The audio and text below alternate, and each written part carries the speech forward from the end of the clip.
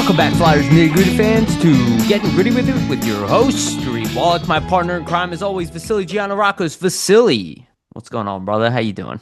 Happy to be back. Obviously missed last week. Was on the injured reserve there, but we're reactivated. We're ready to Yeah, go for this one. back Ready in to the go for the lineup. game. Exactly. Hopefully, I can contribute as much as some of the Yeah, Flyers players did last night. But yeah, Flyers. I mean, have a huge win against the Devils, 6-3. Division opponent, a team that is supposed to, or is expected to make the playoffs. So I think just for them, it's a really big win. And I think it's even more anticipated just in the way that they did it with the first period start and the first period offense. So I think after that, everything in Flyers land is kind of feeling good. perfect, right? Yeah, yeah, Perfect. But how are you doing? temporarily. Yeah, How you yeah. doing, Yuri? Doing well, man. Doing well. So for those of you wondering, we're recording on a Sunday today.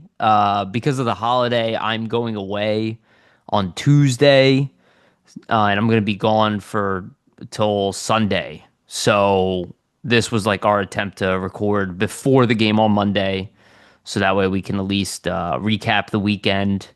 There's a lot that kind of happened on the ice. We have some other topics to talk about, so this one's going to be a little bit out of sort. But again, that's why you should hit the bell so you know when we do this shit to you, so you can be aware. Okay, before we get started, let me do the usual spiel. Outside of hitting the bell, please like and subscribe. Hit the bell, notifications, all of that's good stuff. Also, for the audio version, go to Spotify and iTunes. Give us a rating and a follow if you can. Again, that's the best way to support Vasily and I. It's really all we ask of people is to do that. Yeah, So if subscribe, give us a like. Like we see, every episode gets around 300 views right now. About that, we've gone higher in the past, but we see the views and we see like maybe 40, 50 likes. Like so everybody else who's watching, try to give us a like if you can. yeah, It'll help push our video to the top of the algorithm and let more people see the content, and then we can create some more cool content for everybody. So yeah, and our views on YouTube are definitely down. But it seems like it's kind of down for everybody a little bit. It is the midst of football season, so we kind of understand that our numbers tend to go up like when football season like ends, our numbers like more than double. So that's always interesting. But audio has been consistent. It's about the same as what we usually do. So we do somewhere around like 500 total, like bare minimum, and then somewhere up to like 2,000, to sometimes 3,000, depending on yeah, the so we episode. appreciate that. It's pretty crazy to have Yeah, that many people listen to us yeah. just talking about our thoughts on It's the Flyers. So. Yeah, and it's still so early in the season. Like we're so wrapped up in it, but like the reality is like most people who are paying attention to sports, they're not that in tune with what the Flyers are doing until like the second half of the year. So, again, football dominates, and that's just the way it is in Philly. And even though from what I understand, there were "Let's Go Eagle" chants, like EAGLES Eagles, right? Like at the Flyers game. So it just is what it is. We live in a football city, sports city, but football dominates. But yeah, if you guys can do all that, that was most appreciated. Also for our sponsors, Jim Steaks at 4th and South. Make sure to go get yourself a cheesesteak from Jim's. They have one of the best, if not the best, cheesesteak in Philadelphia. Go check out Jim Steaks at 4th and South. Also, Summit Public Adjusters, 215-752-0560. Go to them for your insurance adjustment needs. It will help facilitate the process between you and your insurance company. Make sure you get the best claim possible. Again, Summit Public Adjusters, 215-752-0560. And also want to give a brief shout out to our partner, SportsSpider.com. Guys, if you're tired of searching multiple websites for sports news, SportsSpider.com has you covered. They collect the latest articles, videos, and podcasts from around the web and organize them by your favorite teams. If you want to stay as up to date on our Philadelphia Flyers or the NHL in general, make sure to check out sportspider.com. The link is in the description for both the video and audio versions of this show. So please check it out. Really appreciate it. All right. Let's get into it. So we're going to start off with the weekend. There's not like a lot of news, but there is some good topics we're going to talk about. Frank Cervalli's comments, which people were kind of riding on, and obviously I have somewhat of a problem with it. Elliot Friedman put out a little rumor about the Flyers. We'll talk a little bit about that. We'll talk about taking the next step, go through PuckPedia in the second half, and then we're going to talk about young guys at the last segment of the show. How we kind of normally have talked about, but obviously there's a few standout stars that we want to focus on for this week's episode. I will say though, Yuri, before we Yeah, kind of get into the game sure. talk, like one thing I wanted to point out, that Bernie Parent tribute that they did, Mm, just such a class act by the Flyers. For me, I was watching it at home. It got me fired up. So I was kind of wondering in my head, like, how could these guys on the bench not be not motivated, not be well. excited, and go out and not, play like a really strong game and kind of get the win in a tribute night for Bernie, right? So I think something like that too probably played a factor in just seeing how the team started and how they had that strong start. So Yeah, but we've seen it before, right? We've seen like Ed Snyder night, that didn't go too well. Uh, it doesn't always right. like translate, but I think it can help get guys motivated for Yeah. sure. And this one against division rivals, longtime rivals, it definitely worked out in the Flyers' favor. And obviously a touching tribute to Bernie. And there's, documentary or like a small one that was put online too. And just, Really cool. there's just a lot of talk about him. The guy deserves it. He wasn't just a great athlete. He was obviously a great personality beyond that. And I had a amazing relationship with the city of Philadelphia and a lot of the athletes here, a lot of the hockey community. So he deserves all of the respect in the world. And obviously is a big reason why the Flyers have their two cups and were Yeah. able to get over the hump back in the 70s. So Only um, God saves more than Bernie, right? So it's a you great got to line. think about that. It is a But great line.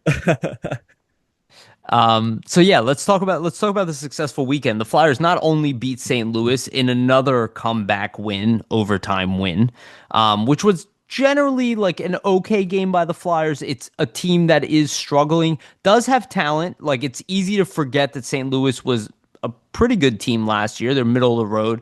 They are somewhat struggling this year, but it's not like they're completely devoid of talent. They're not playing a bottom of the league caliber type of roster, whether they struggle or not, right? So it was good to see that they won a game that they should have won, but then coming right back and playing a team that is also struggling. Obviously, he's missing Jack Hughes again due to injury, but they lost now, including the game to the Flyers, their last three games. And the Flyers kind of, like you said, man, they jumped on them early. New Jersey got the first goal in the game, but the Flyers, like, after that completely took over. oh And yeah. and I thought they had the better of a play generally prior to that anyway. But to see them not get phased, which they have not been, I believe their record is like 8-4-2 or something like that when they get scored Trail, on yeah, first. Yeah, so exactly. they are a very good comeback team. It's not a position you really want to be in quite It's hard to often. sustain that because you're always Right. trying to dig deep and then It's rebound. exhausting. Yeah. Right, like you want to be able to play with the lead because you don't have to continue to like push the pace on every shift, try to force things offensively. Like when you have the lead, you can play in a different manner where even though you're still trying to score, you could be more Yeah. cognizant of your defensive game, right? But I think just if you go and look at the past two games, you see that in St. Louis, they kind of get out to that shaky start. It's kind of been the almost trend of this team to start this season where they haven't started that great in the first. But it is good to see them bounce back and they show their resilience. And I think at least in that St. Louis game for me, like good to see Foerster kind of get going. He has a really good shot on the one timer and gets the goal. And then also the Andrae play too, right? Like Andrae played really We're good gonna in that talk St. about him. Louis Yeah. game, and they end up putting that Drysdale Andrae pairing together, and that kind of carries over to the game against the Devils. And they had another really good game against the Devils here. But I just wanted to point out a play that Andrae made before the Devils score, where he kind of was able to carry the puck up ice, take it to the net, almost ends up almost scoring a goal. Devils go right back down the ice, and York takes a penalty, and then from there the Devils end up scoring.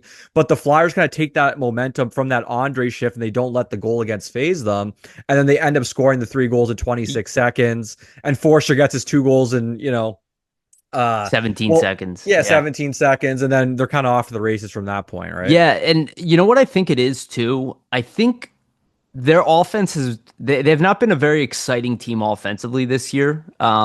For majority of the games, the large majority of the games, like Yeah, 80% of them. But I do think maybe going behind in the game forces them to open up their offense a little bit because they play a very stingy defensive style now that Tocchet is definitely. coach. Yeah. And when they're behind, they're forced to kind of take more risks offensively. And I think they need to find that balance as the season goes on to be a team because sometimes, like, you watch the opportunities they take and they're not like horrible, But we saw a lot of it in the beginning of the year where they're hesitating to shoot. But when you're down a goal, maybe they're a little more open. They're Hey, we're pressing for down. goals. Let's get a shot on net. We need to try to create something. I Right. totally agree. Yeah, and so they create more chaos around the net and find their way, scoring. But obviously the Flyers gave up that first goal. Then the beautiful setup by, credit to Sean Couturier to What a find pass. a Yeah. streaking Matvey Michkov. And that was like last year Matvey Michkov. First, the whole game, he had one of his better games. He played 16 minutes, not He was 14 creating minutes. chances. He was making Yes. plays off the boards, things like But that. the breakaway speed in that moment, the lack of hesitation on the shot through the 5 hole, it was Also, like it too, reminded me of last season. Go ahead. yeah, Yeah. I think that breakaway was a great kind of way to point out like how he played last season and kind of what we were expecting this season. It hasn't always been there, but that was kind of looking at it like vintage Michkov, right? Where we Right. see how he comes in and when he has a breakaway last season, we were kind of just expecting him to finish. We weren't really expecting him to get robbed or anything Right. like that. This season, he's had a couple, he's gotten stoned, but like we're kind of seeing that old Michkov start to come back. And I think this Yes. game, you really saw a lot more of it. But I think too, like another point, like is the shooting mentality really helps start the comeback because even with the Cates goal, like Zamula doesn't hesitate. He just kind of gets the puck on net, creates a rebound, and then, Cates is able to get that wide open net. And then even for like the Foerster, his second goal, like he just puts the puck on net randomly. Like it's a weird, like off angle shot, but like, you know, Allen is kind of struggling. He doesn't look like he really has his wits about him in net. He looks shaky. So like, why not just get the puck on net? But I feel like earlier in the season, they weren't really taking those chances and just kind of putting pucks on net. And it's Right. kind of like what we were Which saying drives where me nuts. yeah, but it's kind of like what we were saying. Like you see a team struggling in New Jersey, you just score two quick goals. Hey, just don't hesitate. Put that puck on net. And I think maybe that's something they can learn from in the future. Like look what we did against New Jersey here to kind of run up the score quickly. We kind of understood that they were struggling, and we didn't step back. We didn't hesitate. We just kept pushing the pedal and kept Yep. kind of putting shots, kept putting pressure on them. And one thing before I pass back to you to Reeve, just to kind of comment on the Michkov goal that I want to point out is if you saw the way that he kind of streaked into the middle of the ice, he didn't wait like for New Jersey to have the puck or anything. Like he made sure the Flyers had the puck when he made that play Yeah. into the middle. Great Like he point. Yeah. didn't, like Did cheat it or probably. It was anything. textbook. Exactly, Textbook. right. That's what you should be doing in that situation. So I think a lot of the other scenarios where kind of the coaching staff was calling him out, it was more where the other team would have the puck and he would kind of leave the zone. You're like, hey man, what Or are it you was like a doing? 50-50 possession Exactly. chance, right? Yeah. Which I think that's what the cheating is defined as, right? It's like it's 50-50 and you're making the run hoping that your team makes the play, but we want an Wait till we have 80-20. possession. Exactly. Or Yeah, wait till it's very clear we're going to get it back out of this battle. Like it's a 4-on-1. We're right. probably getting the puck here, right? Yeah. And I think him not being in shape and all that probably slowed down his ability to find those areas. Yeah. But obviously now that the season has rolled on, and we've seen this, and like it's easy to forget, but like typically when a guy has an injured off season, they start slow. Oh, Bill definitely. Meltzer, I'll go back to when we had him on the show. He did say like there is a chance that Michkov will start slow this year, right? He kind of called it out ahead of time, and we've seen that, and it's unfortunate. It drives me crazy. It obviously drives a lot of fans crazy. Everybody wants. We know how important he is to the team, Yeah. and hopefully he's like learned from what happened and how important it is to like not even like they do. Everybody needs to take time off, but like you need to go into the end of your previous season into a complete plan into the next one, and your goal always is to be in better shape and better performance the following year. It's like that's what the great players do. They are machines. Like for all the crap we give Sidney Crosby, the guy is a machine. Well, just the way he prepares is on a whole other level. And that's what Right. you want to see from a And kid like Michkov. And he has that work ethic. So I think it and is something that you could bring out of and him, right? and even the Flyers, great, right? Claude Giroux, like he's had to deal with injuries. It's screwed up the beginning of his season. We've seen it happen to a lot of guys, not just Giroux. But typically, if the guy goes into this offseason healthy, I mean, he was lights out every year. He's Yeah. 38 years old or about to turn 38, right? He's like right behind Crosby in age. and he's still kicking it. He's still a great player. Like So you don't productive this it season. it that doesn't happen by accident. You know what I mean? It's like these guys who extended their career, like Corey Perry, like It these guys. takes great preparation to do that in the first place. Absolutely. I will say too for Michkov, like it's just good to see that he's grasping obviously what Tocchet and the staff are pointing out to him because even though he is getting the language of English a lot better at it and things like that, like there is a barrier there. So just to see him kind of read the play, understand what the coaching staff wants, execute it perfectly there, like it's good to Yep. see the IQ translate. So I think Yeah. we're gonna see Michkov's game continue to improve like throughout the season. At And least that's the and way I'm looking at it. and I So. think a lot of people undervalue the importance of struggle.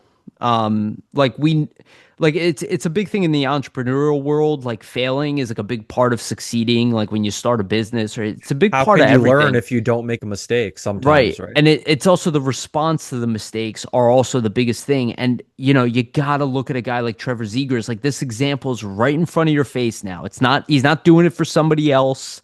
We didn't trade a guy and he rebounded for somebody else. It's happening for a team who gave up on a guy who obviously is highly touted. He's got 21 points in 20 games. He looks like a star. He's got the Yeah. Claude Giroux vibes to him, like through and through. He's cutting, he's doing everything. He's playing better defense, which we knew, you stated several times in the offseason that you believed he was better defensively. He's still not amazing defensively, but he's definitely The competent. effort is It, there for well, it sure. shows. I mean, he's being played 18 and a half minutes a night. He's not playing shorthanded, but he's playing a ton on the power play. He's succeeding at For 5-on-5. He's driving the offense every game.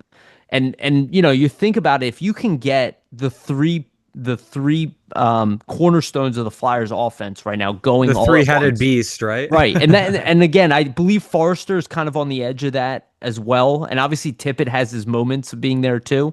But really it's like Zegras, Konecny, and Michkov. If you can guarantee a goal from one of those guys every game, you are in a really good place. That's how they get up from being 2.5, 2.6 goals a game team to 3 goals a game. And that Yeah. all of a sudden takes them into that playoff territory. And, we saw that last night. Obviously, like it was a full team effort, right? Michkov scored, Forrester had two, Cates had a goal, Zegers had a goal. Like and obviously Bobby Brink too, right? Like this is how this team needs to win is by committee. Like they don't have the franchise guy who scores a goal every game, who's a 130-point player in the league.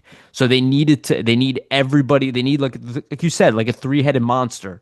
And now Konechny, he's not scoring goals, but he's creating a lot of A opportunities. lot of points for sure. He's Yeah. creating, opportunities. He's creating, chances for the teammates around him. Like just look at kind of the chemistry we're seeing between him, Cates, and Yep. Forster in this last game, right? Like Konechny gets his points, Forster with his points. I believe Cates with a 3-point night as well. Yep. So Goal, two that assists. that whole line has kind of been playing really well since Forster came back. And I think too, like we have to factor in like Forster came back.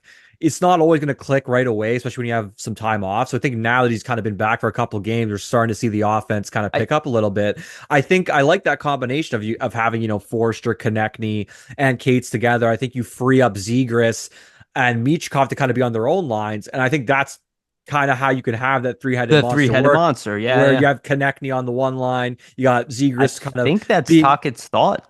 yeah, right. You have Zegers kind of being the offensive, stirrer and kind of stirring the drink on the line with Dvorak and Tippett, and then you have kind of Michkov and Couturier and Brink, and Michkov's kind of going to be your offensive go-to guy on that line, right? So Yeah. I kind of see the idea of what he's trying to put Yep. together. Having said that, I still, and I'm not like, I wasn't rah-rah Zegras, in the middle. Like, I obviously I want to see him play center in the future for sure. But like, I still want to see that Forrester, Michkov, Zegras combination Yeah, because because you think about it as things evolve. Where Zegers gets better defensively, and he will. Michkov will get better defensively and more responsible and stronger on his skates, right? And then Forrester, who kind of is not that he is what he is, but he's good at both elements of the game that could be a already. line that just maximizes the offensive output for I think all those three players. Whereas the way it's kind of scattered around now, you might not be maximizing them offensively per se on every line, but they're helping out the other guys offensively on that line. So I think we'll see.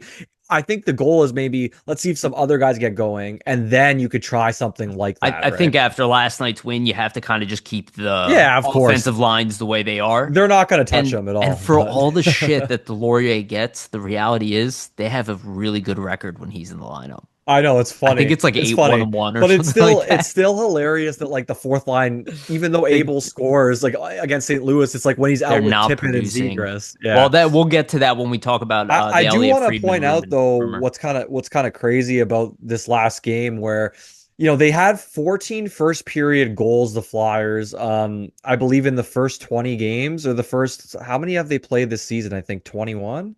20. Uh okay, yeah. So in the first 20 games they had 14 goals. Last night with 4 goals, that's like 30% of their output in the first period in just one period, which is kind of wild to me. Yeah. Like Well, the offense has been, look, the team has not been, for all the winning, it has not been the most exciting season. And it's the type of brand of hockey they've been playing.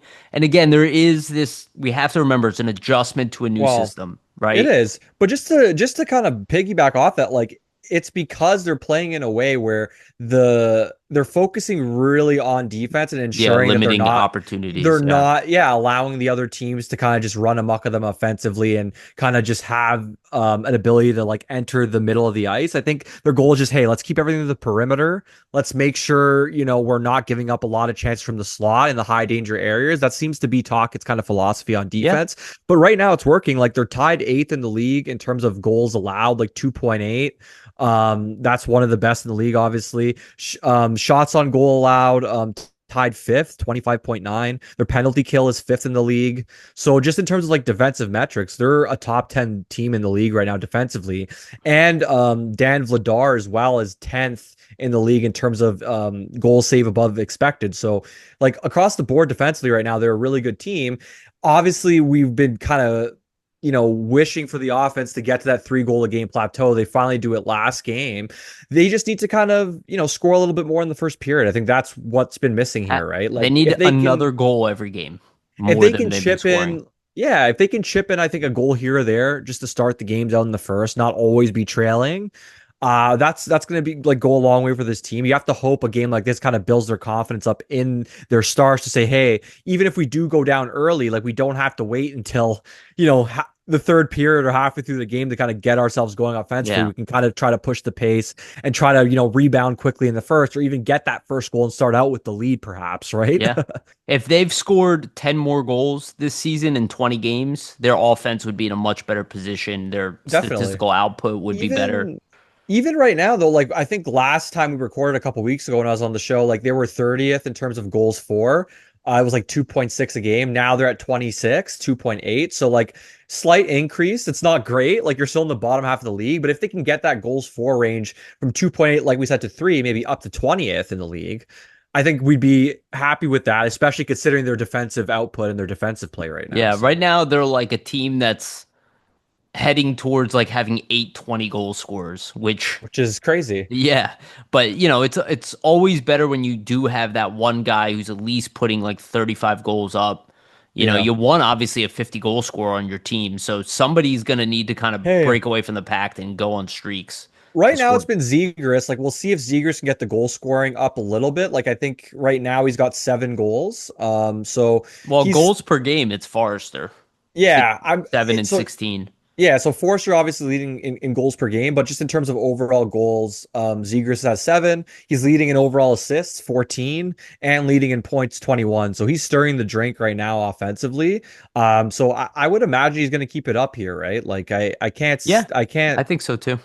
like see him really dropping off just based No, on the me way he's been neither. playing. Seems like a point per game season for him. Yeah. Yeah, so it's going to be really interesting just to see like how the rest of the team kind of will complement his offense to go along here. Like I think like we were saying, if we get kind of Konecny and Michkov to continue the way they've been playing here the last couple of games, it's going to go a long way. And then Couturier as well, right? Gets 2 assists last night and he's been pretty good offensively. So it's been a committee offense for this team to start. Like you have Yeah. what, Zegras 21 points, Konecny 17, Dvorak 14 points in 20 games, Couturier 13 points in 19, Cates 13 points in 20, Tippett 13 points in 20, and then Michkov 10 and 20, half a point a game.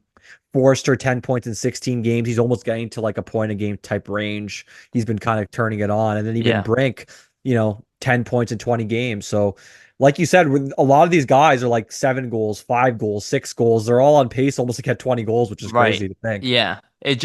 But again, Michkov needs to turn it up a little bit more as we continue through the season. And I think Konecny already has. It's just he started off slow, but realistically he's on the same pace as Zegras right He's now. picking up the If you pace. Yeah. remove the slow start from it, like over the like he's been quietly producing points to the point where I wouldn't be surprised if he catches or even surpasses Zegras at some point. Like midway through the season. But it's good. Was It's good that to see. What? this is a random one, but was that 3 goals last night? That was the fastest ever in Flyers history, right? Yes, yeah. So I do have that on here. 26 seconds, 3 goals is the fastest in franchise history. I forget what they beat, but it's one of the fastest in NHL history as well. So Yeah, the very very others impressive. are the Bruins at 20 seconds in 1971, the 52 Yeah, Blackhawks at 21 and then the other seconds, one's like the the 20s or 90 30s. the 90 Oh, okay. Capitals at 21 seconds as well, and then the 1932 Maroons at 24 seconds. I don't even know what that is, Yeah. so Well, you know what I did notice when I looked at that list? nothing. A lot of teams in the Metro. Yeah, for sure. A But lot of teams in the Metro. also just what's funny is like these are all teams from 30, 40 like years and beyond, even 56, Yeah. like even almost 100 years if you look at the 1932. So like it's just not something that happens often, seeing 3 goals in that amount of time. I called it Flyers porn because I was Pretty kind of just much. like, oh, you just If want to you get looked off. at dude, if you looked at Flyers Twitter in succession when that happened, you just would have saw like everybody just be like, "Oh my God." Oh my god! Oh my god! Oh my god! Yeah, Because exactly.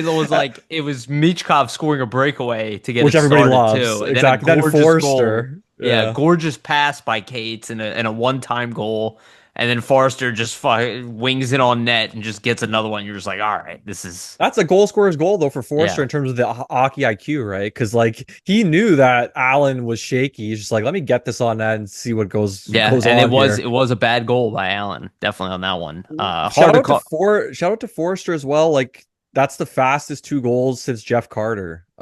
He had 2 goals in 13 seconds. I think I it think was he, in I think he did it. 2009 or Yeah, 2008.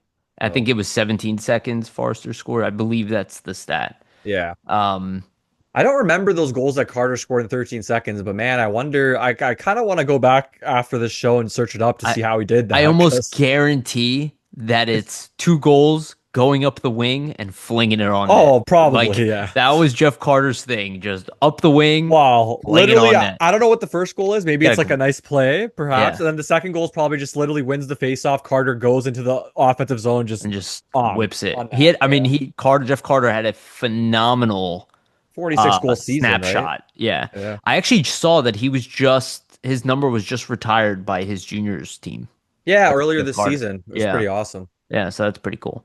So let's talk about a little bit about the defense. So you mentioned Andrae. Well, first, Rick Tocchet calls out Drysdale, says he was the best player in the game, and if you do watch him defensively He was in really that good. game, he was exceptional. And look, we want to see Drysdale produce more offense, but the fact that his defensive game has improved so much, Oh yeah, like it is huge for the Flyers he's because just he's killing like, plays, right? So much yeah, more often he than last he's season. definitively now I could see a scenario where he could play with Sanheim, which it would be interesting when a guy like Ristolainen comes back. But as of right now, he's playing with Emil Andrae, who quickly, now that he's had sustained, play at the NHL level, he admitted to not having a great camp to Danny Briere, said he was pissed about being sent down, came up, played much better this time around. He wasn't even bad, but he clearly stuck out like this time when he Yeah. came up.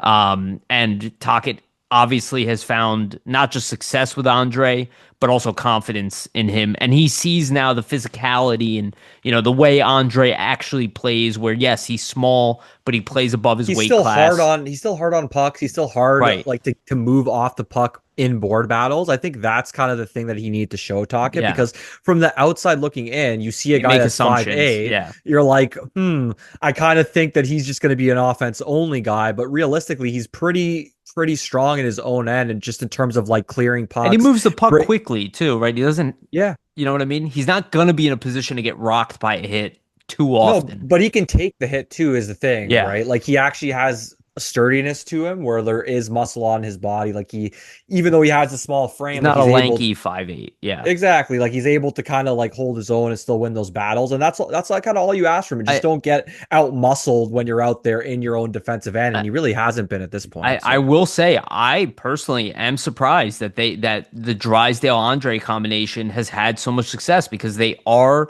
pretty undersized as a pairing. Like we'll see how sustainable it is for the year, but as of right now, I mean, I look, the proof is in the pudding, right? Like they're doing it, so you can't say, "Oh, they're small, they can't do it." They are doing it. So it oh is yeah. what it is. But it is surprising. It's surprising to me because usually you want the balance of like, look, if you're gonna have a guy who's not big on the pairing, and Drysdale's not small, but he's like average Yeah. size, right? He's maybe small for a defenseman, but he's average NHL size. And then Andre is below average. And typically you don't see that type of combination. But as of right now, it's working. So you gotta ride it. And I'll say, man, it's really good to see. I think the biggest benefit though that the two have to play together is the same thing that Sanheim and York have, is that both guys are very adept at moving the puck and skating, right? Yeah. So while Seeler is a very good defensive, bottom pairing guy on a good team, he's not a great puck mover, right? So Andre is able to get the puck to Drysdale quicker. They're able to execute passes quicker, able to get the puck out of his zone quicker, right? I So think they and can that's just for play both of off them. each other very well due to the skating, due to the passing ability. Whereas, kind of like you were explaining, Yariv, with Sealer, it's a little more difficult to pass off of one another because he doesn't have that puck handling ability that an Andre has.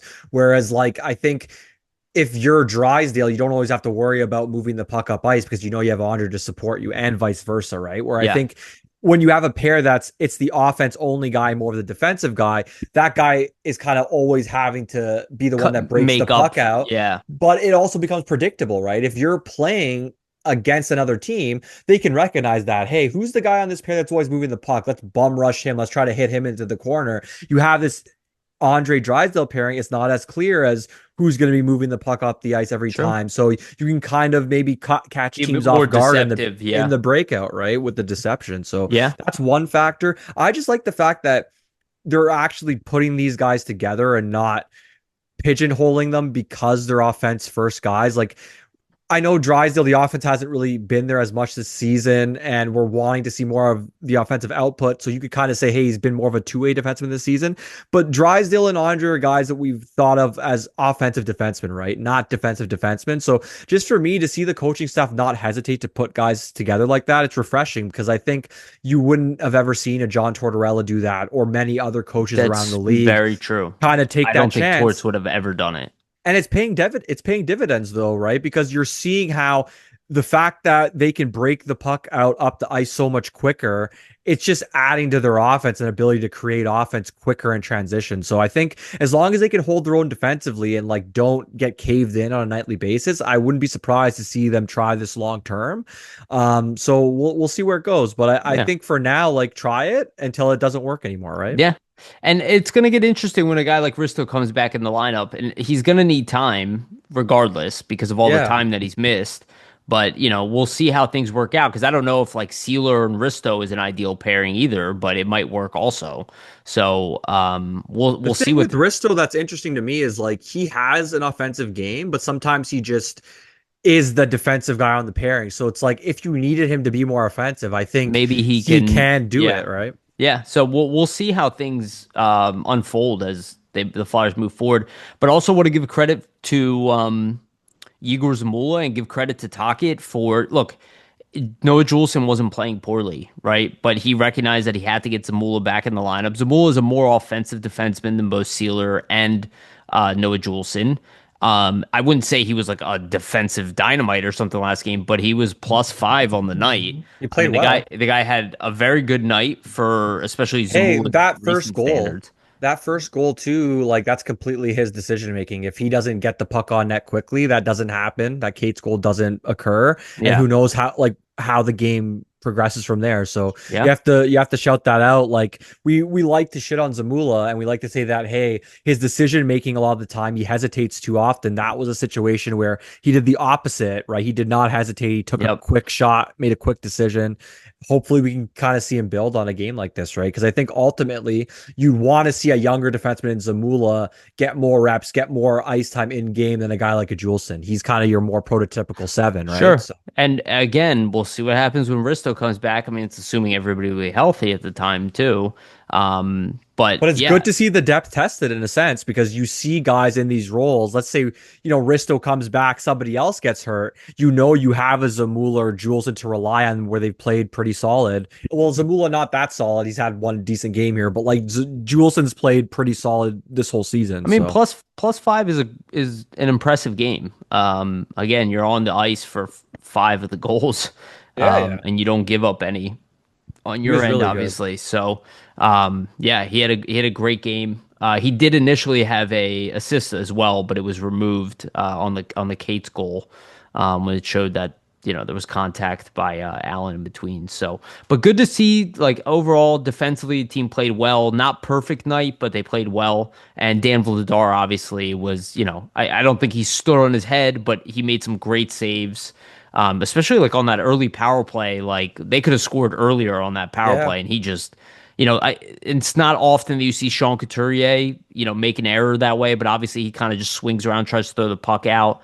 Just The kind of a little failed bit of clear bad hurt luck. them Yeah, the there. fail Yeah. clear, the turn, but then he made up for it in that game too, anyway, with Two two assists assists. on the night. Exactly. So it's like, and it set up that And Michkov goal. you know what though? Those two assists, it's not like they're like one is a breakaway assist, so that's hard to firstly engineer that. And the other one that like past the Brink, he makes a really nice play off the boards to find Brink there. Like that They're is both off the boards, no, both like those setups. that's what I mean though, but like that cannot be understated. Like the work without his work on the boards there, those goals don't even happen Don't at all. happen. Yeah, and Brink And then obviously roofs what it. does the game look like too without those plays, right? Like without those two goals could be a completely different That game. So Michkov game was a complete momentum changer oh moment. yeah, That breakaway definitely. and I love the celebration. Michkov comes and hugs Couturier, and it was just like, Slaps on the ass there. It's like, yeah, come on, kid. yeah, and it was like an fu to the whole conspiracy, which I thought was nonsense to begin with.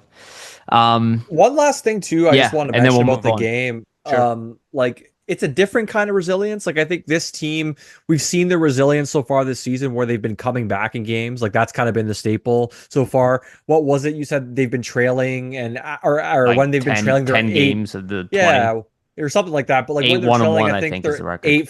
8-4-2, Or something eight like four and that. two. Yeah, yeah. So it's Yeah, yeah. It's more more, than which half is the game. crazy. But like it's a different type of resilience this game where they go up 4-1, the Devils come back, it becomes 5-3. They could have allowed the Devils back into the game, and then Zegras says, "No, none of that."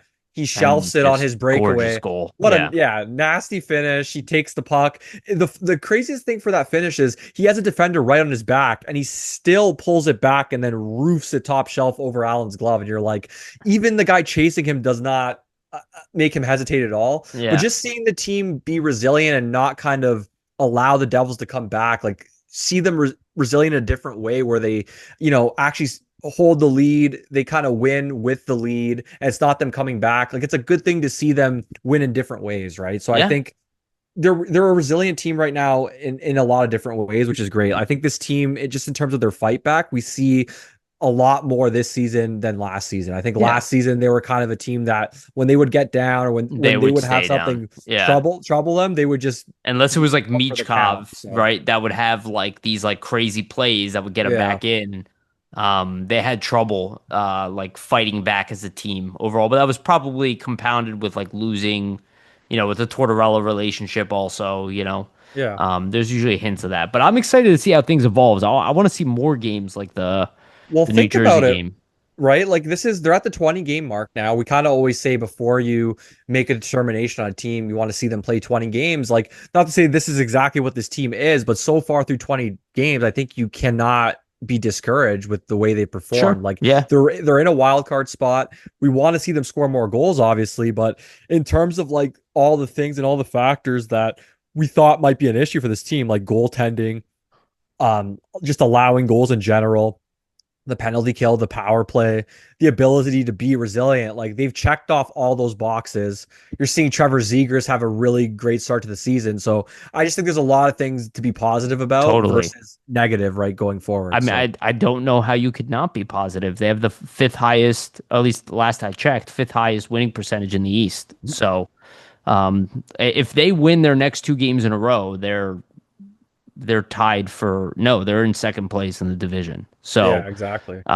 there's nothing to be. And again, considering this is like still what we consider the last year of the rebuild, like where it's still a rebuilding season for the Yeah. most part, like pretty good. I mean, you could definitely hope for worse, or you could definitely expect worse from this type of season.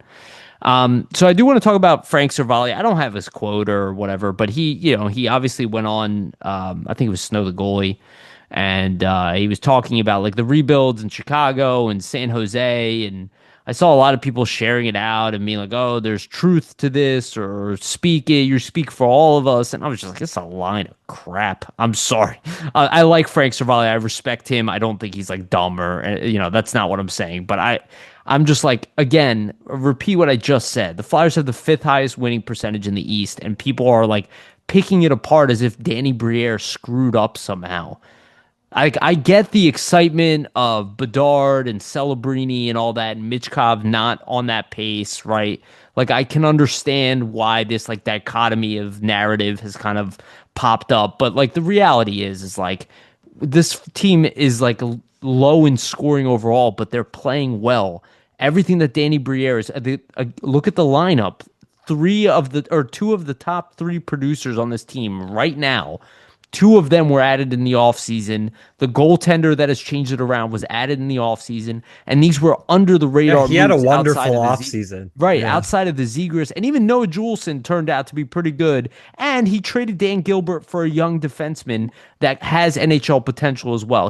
And the Tuamala move, like the guy is making lights out move. And last I checked, Porter Martone is outplaying James Higgins. So it's just like every single route that people are going for that are like it's like they're trying to find the I told you so to Danny Briere. And the reality is it's all being thrown back in your faces consistently. Like every single time there's like this bitching and moaning, something really good happens with the team, or Danny makes a great trade, or the Yeah. Flyers find a player that people didn't expect was going to be great.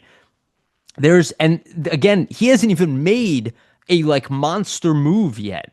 The closest thing to that has been Trevor Zegras. The majority of stuff he has done has been removing players from the roster. Incremental moves typically, and moves where, like you said, you're removing players to get This draft is the first capital year he's not. to add young players, right? Yeah, definitely. This is the first offseason you could say that he's really made moves to try to bolster the performance of the team. And he And has. look how those additions have paid out so far. So it's not like you can point at them and say, well, oh, look at Zegras. He's not a point a game player right now. Look at Vladar. He doesn't have a 911 save percentage right now. Like those moves have directly contributed to the successes the Flyers are having. So how can you look at Briere and the judgments he's been making in terms of the entire rebuild and say that, hey, he's doing it the wrong way? I think we have to kind of wait and see how it all plays out. Like So far, I it's think working.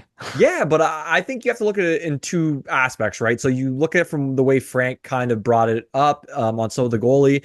He's looking at, teams that's tore things down directly to the studs, like a Chicago, like a San Jose. Sure, it's working out for them right now. Those teams are also having some success earlier on this season, more than was anticipated, sure.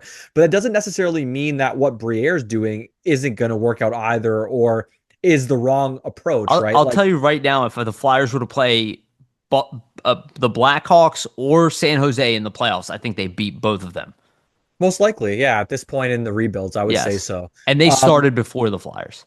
Yeah, like those teams have been bad for 5, 6 seasons now where they've been near the bottom of the league. They're doing it a different way where they're really trying to add a lot of high draft picks. It's not like the Flyers have not had high draft picks though. Like you just had Martone, you had Michkov, you had Gauthier. Obviously he got traded, but that's three But you top got 10 Drysdale picks. for him, which everybody's really down about. But But he it's great. He looks literally was really our good. best player last night. But yeah, it's just nuts that like you have three top 10 picks in the last like, couple of seasons here, and apparently that's not bottoming out enough.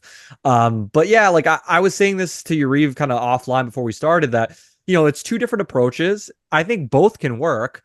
I just think people don't understand that like if you're the Flyers and you're looking at this roster and you're looking at next season, like think about all the young guys that are going to end up making this team most likely that don't have a place right now. Like you have Porter Martone that's definitely going to make this team next season. You have Jett Luchanko that's most likely going to make this team. You have an Alex Bump that's knocking on the door. You have Grebenkin that can't even play right now.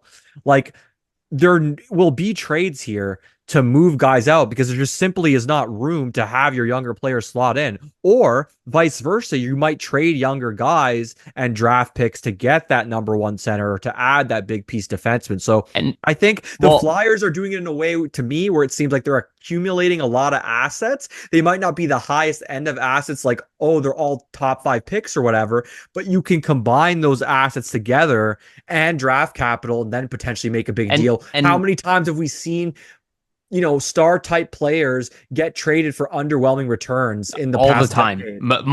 more often than not, actually. And that's what I mean. So to try to say that the Flyers aren't going to have the ammo to make that type of trade, I just think it's ludicrous. I think it's absolutely ridiculous. I completely agree with you. And not only that, if you look at where the NHL is right now, and we brought this up in the offseason, there's obviously a changing of the guard happening. I saw it happening in the offseason where there are teams that are at the bottom that are trending up and teams that have been in the middle of the road that are trending down. And we're seeing that they are going to look to move pieces. Some of them high end. There will be opportunities. They may start their rebuilds, for example. Right, Who knows how they're going to do it, but they'll trade some players away potentially. There will be opportunities to add high end talent to this team. And I do think it is important to do. Like that's the one thing I was talking about is like the team is still a little bit boring right now, especially with the way they're playing. They need to add some excitement. There will be star player, right? Exactly. Right. And when you have younger guys coming in, we might have to trade somebody where, we don't want to move, like a Bobby Brink. We don't want to move him. But like it might be a value at some point to be like, okay, Porter Martone is coming, at the end of the season, going into the playoffs, whatever. We have an opportunity now to trade somebody at the trade deadline, to make a package, to put something together, to grab one of these guys. And it might not be during the season. It might be off season, right? You take from your strength, like the wing, for example, like with a Brink, or maybe even some other younger guys you have in the AHL that you could trade away or something like that. And then you try to add in an area where you are kind of depleted a little bit. So we'll see what they do. But I just think it's crazy to me that like, oh no, the Flyers aren't doing it right. And the way they're doing it, it's going to really detriment them and their ability to contend down the line. Like I think Frank's quote was like, don't you want to be that, I think he kind of mentioned, don't you want to be that team that's like in contention? Why would you ever want to be the team that just like makes the playoffs and never wins, or like be in that murky middle? So he's of the belief that the way the Flyers are doing it, they're going to kind of stay in mediocrity. I don't know if that's the case because I just see the way they're playing right now. They look like a pretty good team. If you subtract a couple of pieces, they're the third youngest team in the league. Yeah, but if you subtract some of that depth and try to add a star, like how much better do they become? So I just don't see the logic that he's kind of putting together. But I don't see it either. Like, how did Vegas build their team? Like all through trades. Pretty much. And again, I go back to that Jack Eichel trade because that was a guy that I was like, trade Konecny and Nolan Patrick for him. Like I was ready to, and you know me, I don't move young guys, and I was still like, do it. He's a star guy. He's available. Exactly. Do it. Now, even though he was like, it was a very similar case to Zegras. Like he had a situation with the team. He did have a back issue, but I was like, take the bet. The guy's worth it. He's a franchise caliber center. Like that is the opportunity that I think Danny Briere is looking for. And there is right now rumors, and it's not a big trade rumor, but there are rumors that, and this is per Elliot Friedman, that the Flyers are making phone calls to bolster their fourth line. That was on 32 Thoughts, I believe. It's not surprising to me. And that does not surprise me at all, but that's more of like in season. You see how the Flyers are playing. You see the lack of scoring on the fourth line. And like I think Obels has done an admirable job, but I always saw him as like, a winger You on know the what would fourth be line. perfect, Yuri, right now for the fourth line? A Don't guy say like Ryan no, Poehling. something like, yeah, I mean a guy like a Failing, but I was gonna say somebody else from a couple years ago, a guy like a Lucas Sedlak. Like, he can score a little bit. He's pretty good. He can play penalty kill. He's a guy you could move up the lineup too if somebody gets hurt. Like a guy like that, right? That's, Sure. Well, somebody I would be think looking the for. assumption a lot of time was maybe Dvorak was going to play that role and like Alex Mm. Bump was going to be in the top nine. And maybe that is something that happens as the season evolves. But I would like to see the Flyers increase their offensive output of the fourth line and makes them a more dangerous team. Especially with the way Grebenkin's not really able to make the lineup right now. There's nobody in the AHL is really going to fill that bill unless it's like a Dorwer, but I don't know if he's Or a necessarily Lane ready. Peterson, I guess, Yeah, but maybe. he's not a defensive type of player. So they really don't have anybody like Gauthier is not going to be that guy. They need to go out and get like a surefire NHL player who can put in 20 points a season, has some playmaking skills. I think that's the type of player they're looking for, and I think that will help them tremendously, more than people realize.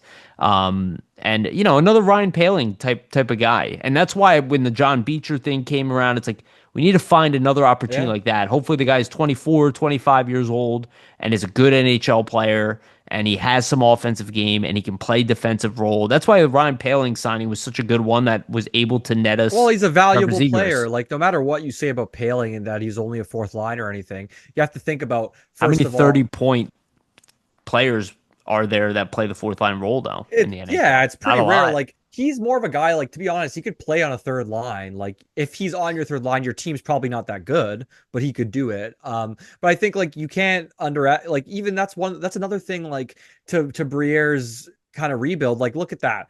Look at what that signing is. You sign a guy like a Paling.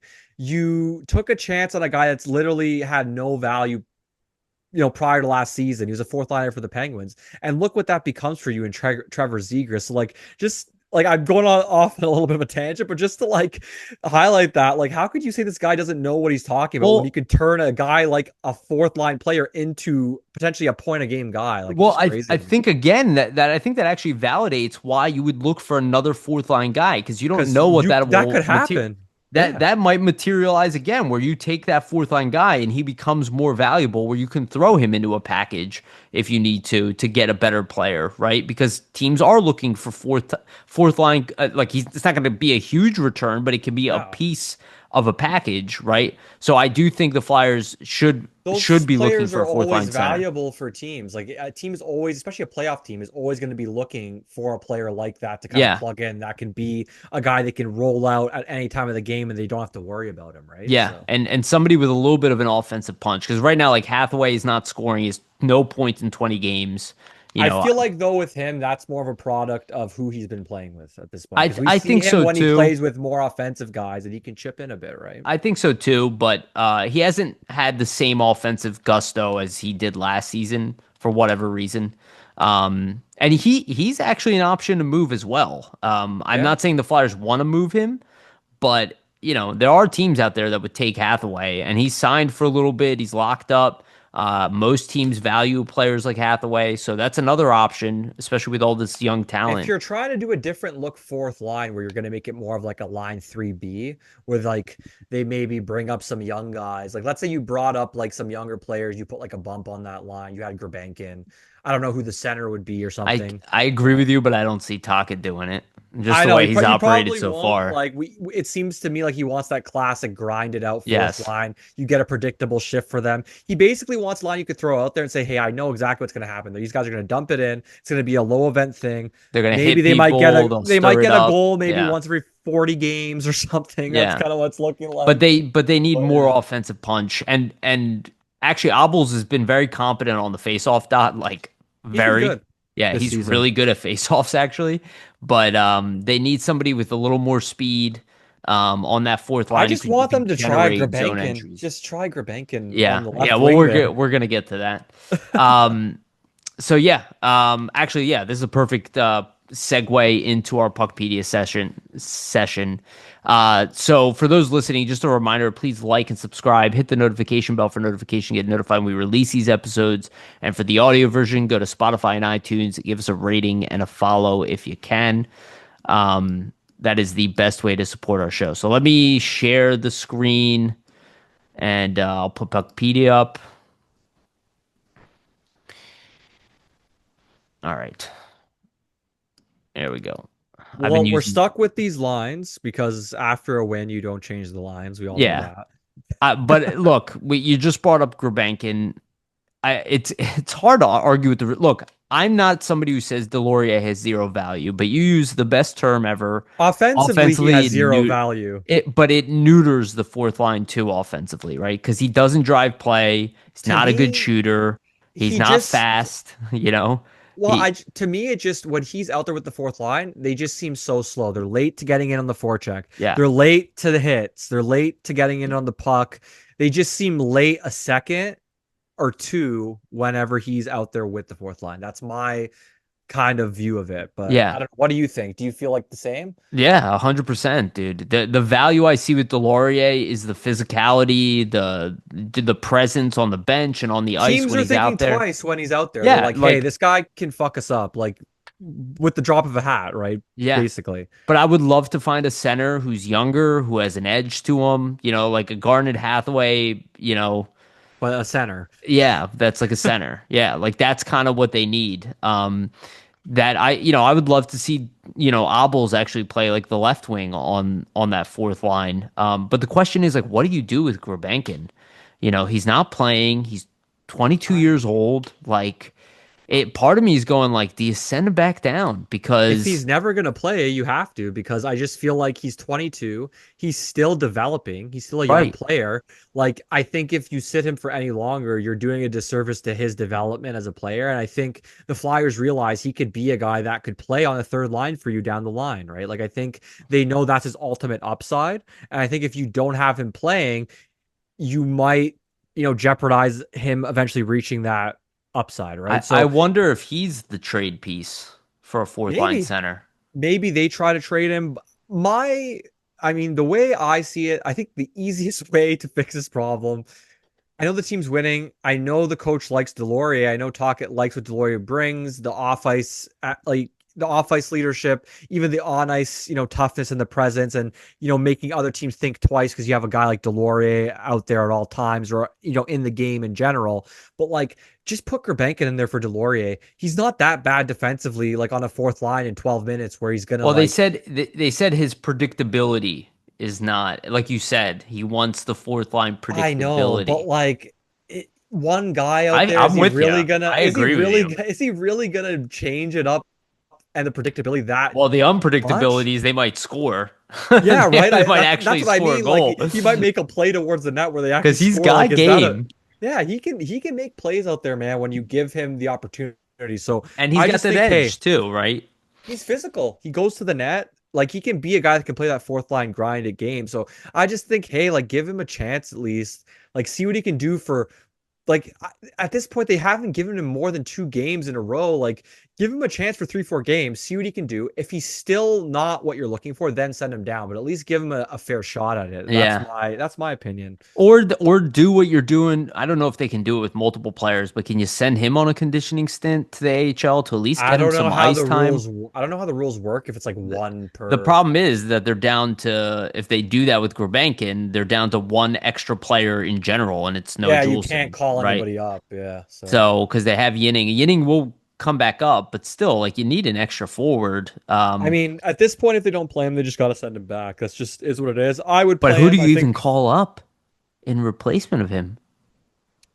You don't want to call Peterson because we'll look at the lines, but he's playing with Bump and Barkey, and they're I would crushing call it. up Anthony Richard. Like, I don't think he's that bad defensively. He can score. Fine, Like, fine, but at least yeah. he's a veteran. And you could say, well, he's not 22. Like, I don't understand. I don't get the reason as to why you're not playing Grebenkin. Like, I haven't seen him. Well, Like, he's had mistakes for sure, it would but probably be Grunstrom, to be have they honest with you. been that egregious?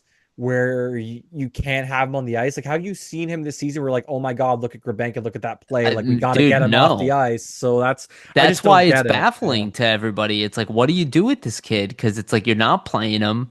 Deslauriers is not an everyday NHLer. The fourth line is They're not trying to producing make him at an all. everyday, they're trying to make him an everyday NHLer at But this point. But yeah, I guess we have to give it a little more time. See if they did wait with Zamula a lot. He got in. He had a big game. That means he might play again next game. Like Juleson might sit again.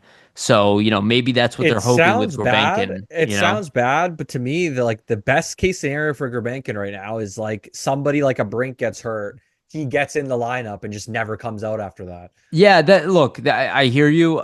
I'd much rather Grebenkin sit than somebody in the top nine get hurt, but I Well, do for understand where sure. you're coming from, right? But Because that like seems to that's the be the real only way. opportunity. That seems to be the only way, though. It looks like he's going to get like a real look because right now they just don't seem to want to put him in on that fourth line. Yeah. I can't. I don't understand the reason as to The why. only So other name is who's a year older than Grebenkin is Dorwart, right? And that's a guy who can play center, can win faceoffs. He's 6'2".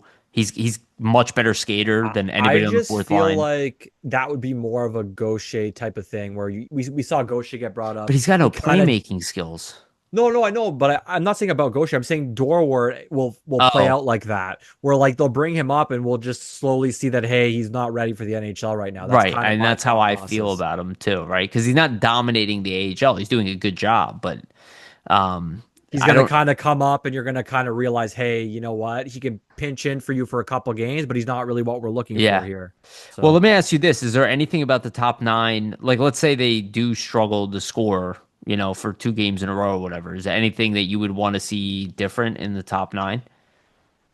um you know, I think what I would do is I would put Zegras at center and I would put Foerster next to him and Michkov next to him and kind of just see what happens. I've been wanting to see that trio. I think you said, if I remember correctly, I think you had this as a combination. Yeah, I would do that. And then what I would do is I would put Dvorak on the fourth line. Oh, on the fourth, and Yeah, then put Grebenkin. banking in. That's what I would So want to do something like this, to get him some playing time. which And is, I think this goes to like our preseason yeah, roster. and then you hope that Dvorak and Abels on that fourth line can maybe produce some offense for you. I think that would be the best Well, case Dvorak scenario. definitely would on the fourth line. He would And be that's what I mean, right? Like dominant on I there. think this would be a way that you could get Grebenkin in there, get him some ice time with some more offensively inclined players like Cates and Brink. And you could also bolster the fourth line's offense by getting Dvorak to take reps there. The only problem is Dvorak's third on the team in points. How do you demote him to the fourth line? It's hard to stomach that, and I doubt they're going to do it. And Right. I doubt they're going to put Zegras at center, unfortunately, at Like least when not yet. when you I think you recommended this at one point. This I could see like, okay, Dvorak steps in, you have still that This is shutdown fine third, too. This yeah, is totally third fine too. line. Um I'm cool with them going with what they have right now because it worked the past 2 games, right? Yeah. So like go with it. But part of me is No, still I like, would not change it. I would not yeah, change anything. They won the last 2 games with this lineup. They exploded offensively with this lineup last game. See if yeah. they can build on it, right? But to your point, if And they go Tippett's been like playing well with Zegras as well. to your point, if they lose the next 2 games against Tampa and Florida back to back, then maybe you make a bit of a switch. But we'll see kind of how it goes. Yeah.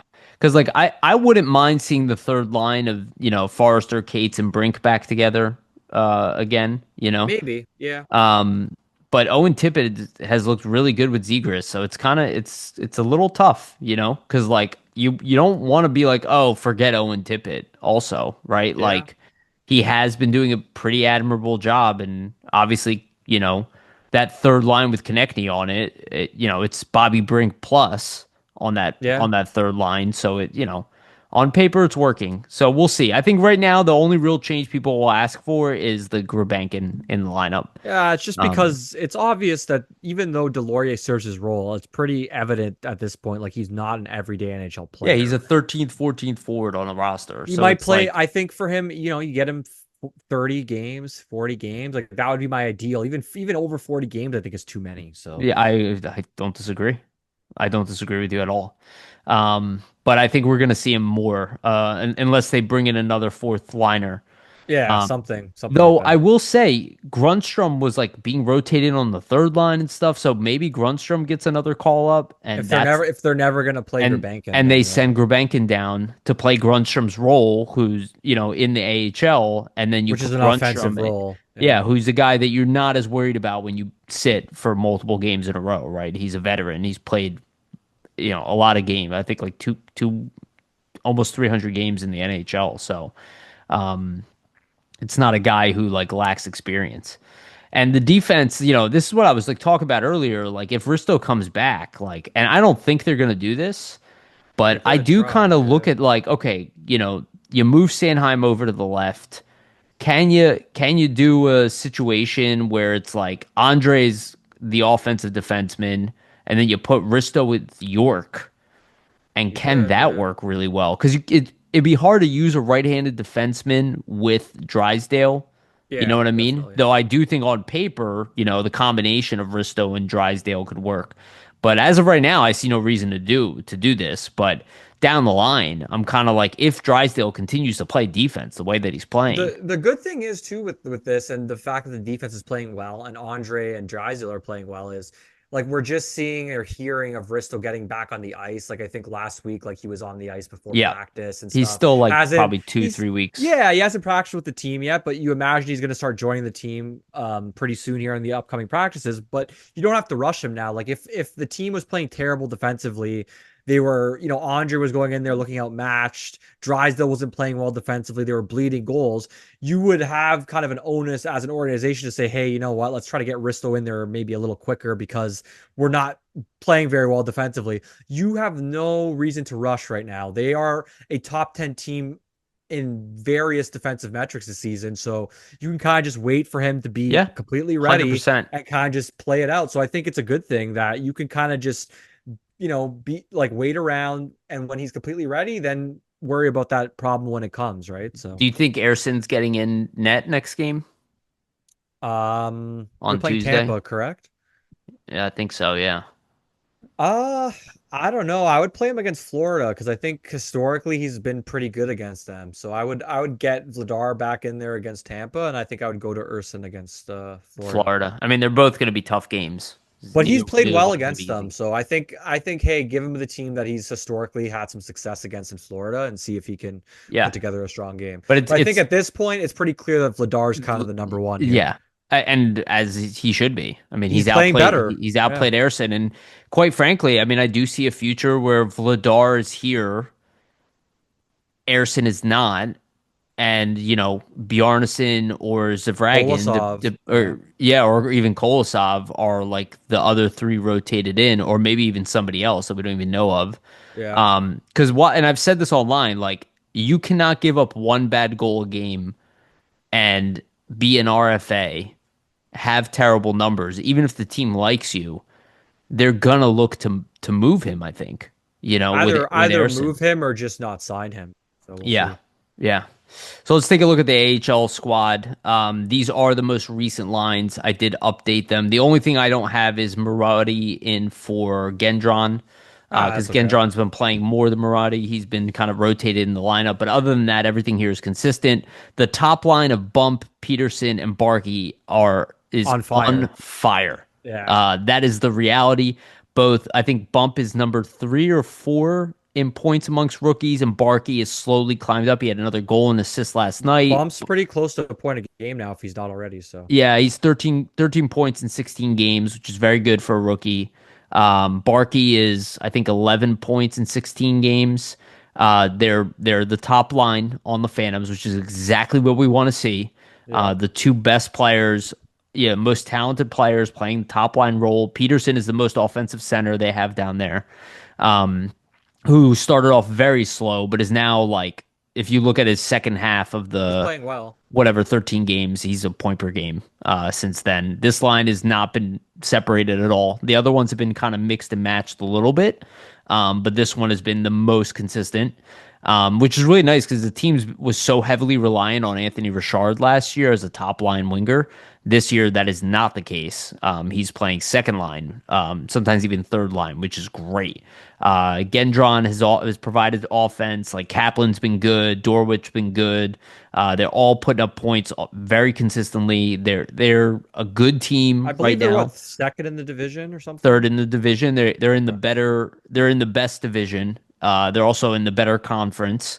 But so if you look at the league, I think they're like top seven or something like that in the This league. is what we've been waiting for, though, from the Yes, Phantoms, right? Like, even last season, they had way too much talent for how they performed in the regular season. John They obviously, Snowden's crushing they it. obviously turned it on, like, to end the season there with LaPerriere. They make the playoffs, they have a pretty good run, but I think we kind of been waiting for the start from the Phantoms for a couple seasons now, where it's like, hey, you guys have the talent, you have the young prospects that can make a difference, that are kind of working their way through their development process at the lower level.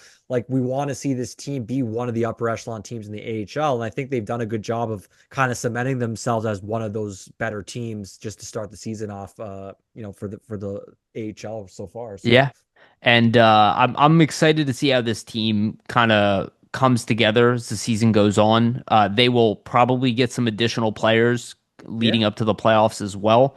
So we'll see what happens. Like we don't know what's going to happen with Porter Martone. He might opt to play in the AHL the way Alex Bump did, which I don't think he needs in any sense, but it he could depends on where the probably play in the well, NHL. it depends where the Flyers are. If the Flyers are in the playoffs, he's going right to the NHL.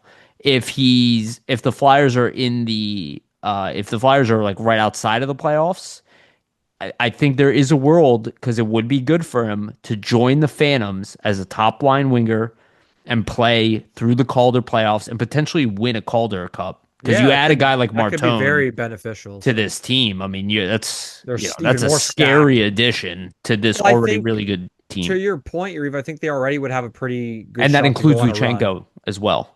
Yeah, but I think they'd already have a good shot to go on a run minus those guys. So you add a Yeah, Martone to your point, like, and how much and better do they become, right? and we don't even know what's going on with Luchanko. We're going to talk about him after Kyrou, but that you talk about adding guys like Luchanko, Martone to this roster leading into the playoffs.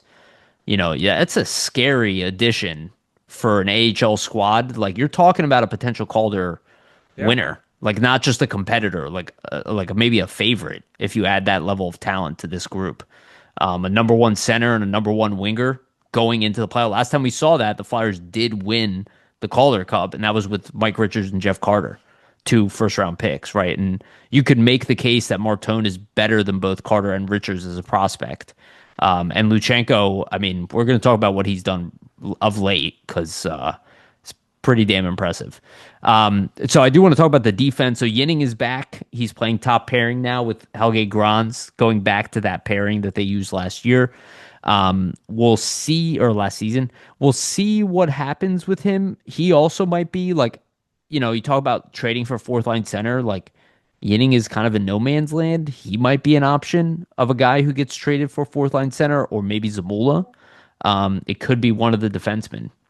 So yeah, Hunter McDonald and Ethan Sampson are playing together. Good to see Sampson back. He had an assist last night. He was out for a while, so I don't expect him to be completely up to form at this point in the season. But then that bottom pairing and I don't even know if they have like a number one Is it pairing, even a true bottom pairing? right? Yeah. Because Ty Murchison and Kyrou both have the highest plus minus on the team.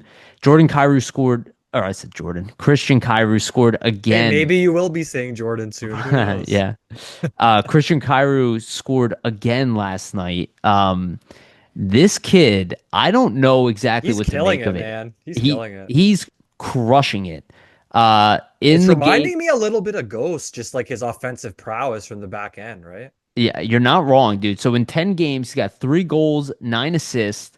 He's 22 years old. This is not like a He's young. 25, He's yeah, a 20. prospect, man. He's a prospect and he is over a point per game. He's plus 12. Okay, so Yeah. defensively doing it But as well. also, I want to mention too, Yariv, like he's a second round pick. Like it's not like the Right. NHL is a league where defensemen and really upper echelon of defensemen eventually aren't picked in the second round. Like think about 100%. all the Duncan great Keith. defense. Yeah, PK Subban. Like there's a lot of examples. Not to say that we're like he's gonna be that, but like But he could be an effective defenseman who has Emil, an impact, right? Emil Andre is a second round pick, right? Exactly. So I look at Christian Kyrou, and this is what I was saying to you prior to the show. It's like, how often do you see a defenseman at 22 years old who's a prospect And a right be a shot defenseman too. yes, be plus 12 and be above a point per game pace and not Rarely, get a call up to the NHL? rare, never. So I'm not saying he's due for a call up. Again, he's played 10 games. Okay. So it's not a huge sample They size. want him to develop in the AHL, Yes. obviously, play a really good season down there for sure. Yes. Clearly a brilliant trade by Danny Briere. Again, this is, I don't know what to make of this kid. Like, I haven't really gotten to watch him outside the highlights. So I'll say that. But the numbers are very clear on him that he is dominating the AHL. He's exactly what the Phantoms needed, which was an Yeah. offensive defenseman. Especially after you remove Andrae, who was running the Right. power play, They, you replace him with a guy and that, Samson was out and no yeah. bunk, And to right? be honest, you replace him with a guy that might even be a better power play quarterback than Specialist, yeah. Andrae. So it's very interesting. Like I think the thing that interests me the most with Kyra is like even if he's not great defensively, like even if he's a black hole defensively, maybe that's kind of the knock on him where he's not great defensively. But to your point, he's plus 12, so it's hard to say otherwise right now. Playing with Murchison, who's not Yeah, like but like even if even he's close to the only best defenseman even on that if group. his only real NHL skill that translates is being a power play quarterback for a team that isn't great on the power play, that would be valuable. So, and in the NHL in general, being a power play quarterback as a defenseman is very valuable, and being able to produce at that position consistently is very valuable. So I just, even if that's all he is, I think there's a lot of value to that trade, especially considering what you gave up for him, which is a guy in Tuamala that, quite frankly, with the wing depth that this organization has, I don't know if he ever was going to crack the NHL. So Yeah, no, absolutely. So it's an interesting case with him. He's gonna have to do it for a little bit longer, but let's say he continue. Let's say he does this for another 20 games, and the kid has 50 points in I don't know or whatever the 40 points 40 in points. 30 games. Like, what do you do with that? Do you I would have, go? you'd have to call him up at some point, right? I mean, Is there even a spot for him? well, I think the only thing is, okay, so I think if nobody's hurt, you can't call him up because, you're not going to send somebody down to bring him up unless somebody's playing so bad that you could justify it, which I don't foresee that just based on the way the defense is playing right now. But If somebody gets hurt, though, I could see it for sure, right? but like if, for instance, if Bump, who's a forward, had 20 points in the 16 games, people will be like, he needs a call up today. You Yeah. know, like he's above a point per game player. Remember, like Tyson Forrester didn't do that. It's like to see a rookie player, like if a young guy, and again, he's a year older than Bump. If when you see a young guy doing great things at a lower level, usually you find a way to get him to the next level. Yeah, you want to see if he can have it translate, right? So yeah, it's just an interesting case. Again, he's got to continue it. He's got to build on it.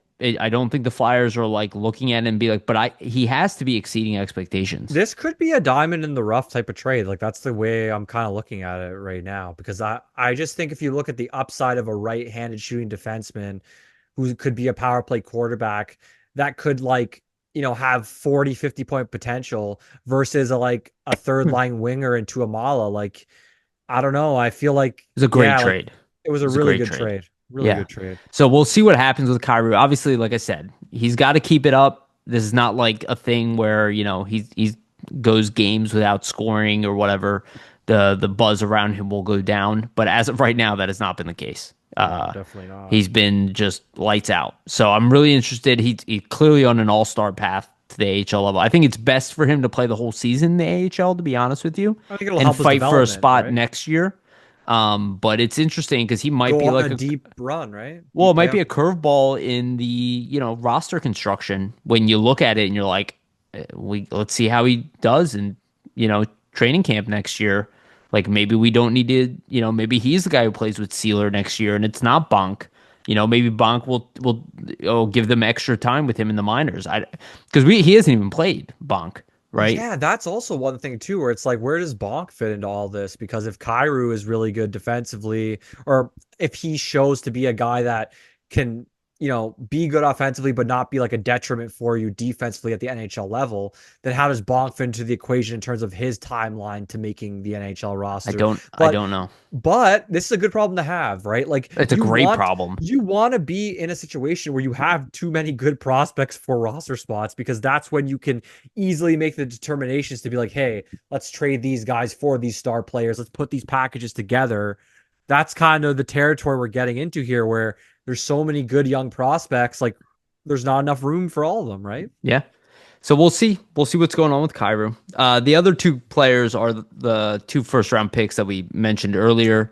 We'll start with Jett Luchanko. We'll end up Porter Martone. I did this a little bit of light research last night. So I looked up top point per game players. So those who are not aware, Jett Luchanko had 6 points the past 2 games. He had a 5 point assist night. He had five. He had one assist last night, but the night before he had 5 assists in that game. He had a 5 point night a few games back. Like over the past 4 or 5 games, he probably has like 12 points or something like that, 11 points. So he's over 2 points a game over the last recent Playing spread. So really well. his Yeah. point production is going up. He's at a 1.7 point per game pace.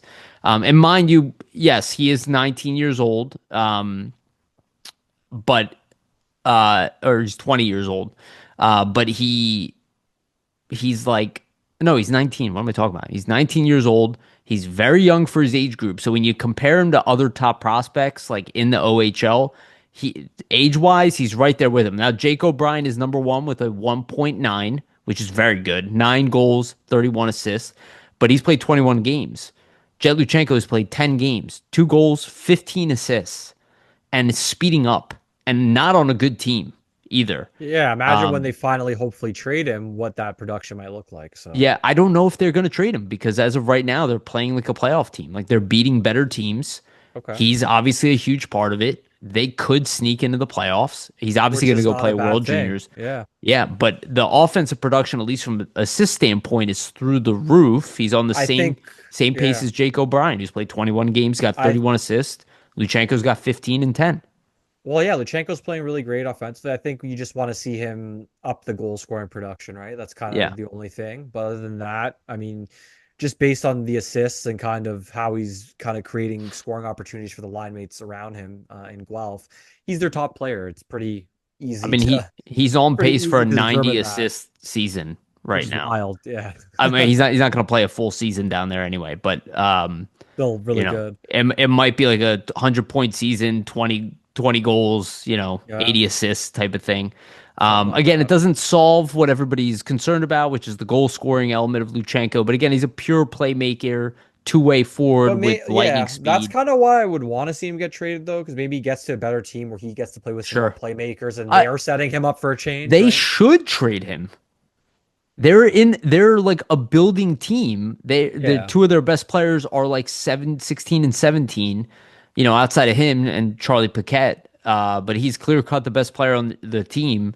It's like you would get a haul for this kid at the pace that he's moving right now. Like you could rebuild your franchise and not be, a bottom of the league team moving forward. Not just riding on one team right now. So or on one half season because he's going to miss more time, right? He's going yeah. to go play in World Juniors too. So, but Jett Luchanko, again, he's having these like explosive nights where he put up 10 points in 2 of the games he played. So, um, yeah, and that's the recent games. So I just want to make that clear for people who think they're not spread apart too. So, he came in with the adjustment to the OHL, and now he's like, I wouldn't be surprised if he finishes the OHL with like top 2 in point per game. At the pace that he's moving. So we'll see. Hopefully, Jet can continue to do that. And I think we'll see him with the Phantoms to finish out the rest of the year. At the end of the season, assuming they're in the playoffs, which they most likely will be, I could see him being the center for Bump and Barkey in the playoffs. To be That would honest with you, be, I think, a fun line we'd all love to it'd be see, right? awesome to see. So And then there's Porter Martone, who's been absolutely dominant. He is 18 tied points in for 19 games, right? yep, tied for third In points per game, in I points believe. per game in the NCAA with 1.5, 10 goals in 12 games, 8 assists. He also is third in the NCAA in penalty minutes, which I think Flyer fans would appreciate as well. He's got some Which physicality to his game. I yeah, mean, but we always knew that, right? He's got the size. So the thing with Martone that's fun is he's one of those guys that has that size, but he actually uses it. Like you see so many times where you get these high picks where they're 6'5", 6'6", and they're yep, just not very physical. He's the opposite of that. He brings the puck to the net, man, and yeah. that's what you want for a guy that's his size, right? I also want to point out that William Horcroft, who's playing for University of Michigan, Yeah. not Michigan State, he has 14 goals in 16 games. He was a late first round pick. He's a 1.3 points per game. He has 30 penalty minutes. Yeah, Sean Horkoff's son, right? Yeah, so he's also that was a hell of a pick so far. Now I do believe that Porter Martone is going to continue because he just keeps scoring. He's Like going to be in the Hobey Baker mix, man, for sure. 100%. I mean, he might end up finishing as the best player in College hockey. college hockey, which I think you can make the case already that he is. I I think for it's pretty obvious he could have played in the NHL this year just based on the way he's playing. But like if we look at the development paths of certain stars that have kind of entered the NHL, like look at a Macklin Celebrini, right? Went to NCAA, tore it up, then goes to San Jose, has an amazing rookie year. Now look at his second year here. He's like basically leading the league in scoring or close to it. So you can see the benefit of how that path helped Celebrini. So even though Martone could have made the NHL, like I think him getting to dominate that next level in the NCAA, which he's doing, that's only going to add to his confidence to be able to hit the ground running when he does make the switch to the NHL next season, Yeah. right? And just to point this out as well, James Hagens, who I still really like, has He's really good. 13 points in 13 games, 6 goals, 7 assists. He's tied for 61st in point per game. So just, when you question what the Flyers did in Yeah, the and we both draft, so loved far so Hagens. We good. both loved Hagens. We liked the Yeah. Martone pick as well, obviously. So, And hey, I Jake think O'Brien, yeah, so who's I think, we're kind of seeing that like the pick that Briere made seems to be the right one right now, based on yeah. kind of the early returns, but we'll obviously see, He right? he is going to be an immense addition to this roster. You look at the way like Carlson, He might be an instant 20 goal scorer like in his rookie year. Like yeah. I wouldn't be surprised if Like so. I wouldn't be surprised. He doesn't play center like Carlson from Anaheim, but a playmaking, goal scoring big man who's a top line superstar caliber. I mean, this is going to be a humongous addition to the Flyers, and he's not Oh coming yeah. in his rookie year. He's going to come in. He's not coming in his draft year, which I love. He's coming in the following year after dominating college hockey. It's a really good roadmap for him. That's why I wouldn't even mind if he plays for the Phantoms if the Flyers are out of and not play like a game or two or whatever for Yeah. the Flyers. Just go right to the Phantoms, help them win a championship. Playoff run type of thing. Yeah. Right, he'll probably be the best player in the AHL at that point because he's getting better as Yeah, he's things continuing evolve. to progress, right? He's a young player, so he's going to develop, right? So we'll see kind of how he continues to produce the points at the college level, but I wouldn't be surprised if he's right in the finalists for Hobey Baker, like I was saying. Yeah, all good stuff right now. Feeling good about the Flyers at the moment. And that's a good feeling. All positivity this week from I'll us. say, man, if the Flyers win their next two, They're if in a they good can win spot right two or now. three Yeah. games in a row, they're going to be at the very top of the Eastern Conference. So, We can't um, underestimate Tampa, obviously, in Florida coming up. Really hard, going to be really hard matchups because Tampa's playing pretty good and so is Florida. But this is what you want to see, right? Like these are the tests you kind of want to see the yep, team go through. Let's see how they can, play against two teams that have been perennial playoff teams for the last yep. 5 seasons plus and see how they can kind of With stack them up, right? with lots of talent, and both teams play hard, and they got great goaltending. So it's not going to be, it's not going to be like playing the Devils, who were in a struggle period, right? It's going to be very different, and they're going to be, especially the game against Florida, will be very physical. Oh, always, And always. I think the opportunity to play Grebenkin probably against Tampa Bay over Florida, if they want that physicality or whatever of Deslauriers. Yeah, we'll see. Though I can't see them even changing the lineup for next game. I So I think would you, Deslauriers probably in the next yeah, two games, I I would think imagine, unless they get smoked in one of the game against against Tampa. Tampa. Yeah. Yeah. All right, that's it, my friend. Anything else you want to add? No, just everybody check out flyersnittygritty.com. Tons of written content up there. So we appreciate the support of the website and just reading all the articles. Yeah. Yeah, just want to remind everybody, please like and subscribe, hit the notification bell for notification, get notified when we release these episodes. And for the audio version, go to Spotify and iTunes and give us a rating and a follow if you can. That is the best way to support our content. Also, make sure to check out flyersnittygritty.com.